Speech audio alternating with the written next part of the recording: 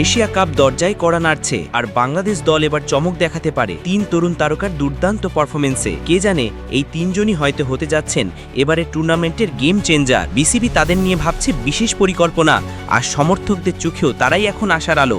Asia কাপের দিনক্ষণ প্রকাশ করেছে এশিয়ান ক্রিকেট কাউন্সিল, আর সেই সঙ্গে শুরু হয়েছে প্রস্তুতির জোরদার পর্ব। বিসিবি এখন থেকেই কাজ শুরু করে দিয়েছে ভারসাম্যপূর্ণ স্কোয়াড গড়তে, যার মূল ফোকাস ৩ তরুণ প্রতিভার উপর: তানজিদ হাসান তামিম, শামীম হোসেন পাটোয়ারি ও মোহাম্মদ সাইফুদ্দিন।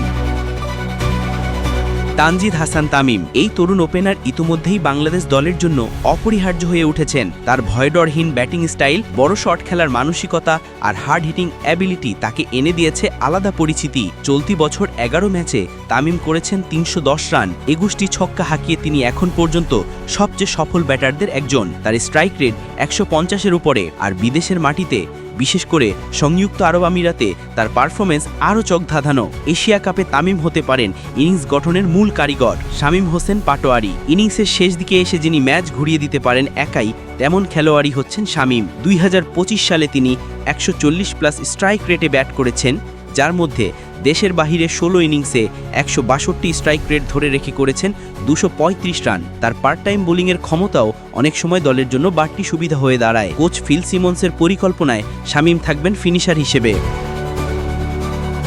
মোহাম্মদ সাইফুদ্দিন আবারও জাতীয় দলে ফিরেই নিজের সামর্থ্যের প্রমাণ দিচ্ছেন এই পেস অলরাউন্ডার।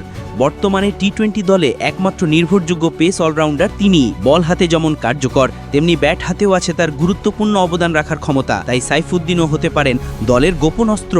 সব মিলিয়ে বলা যায় এই ৩ তরুণ ক্রিকেটার হতে যাচ্ছেন এবারের এশিয়া কাপে বাংলাদেশের সম্ভাবনার প্রতিচ্ছবি। এখন দেখার বিষয় তারা মাঠে কতটা বাস্তবায়ন করতে পারেন সমর্থকদের আশা ভরসা।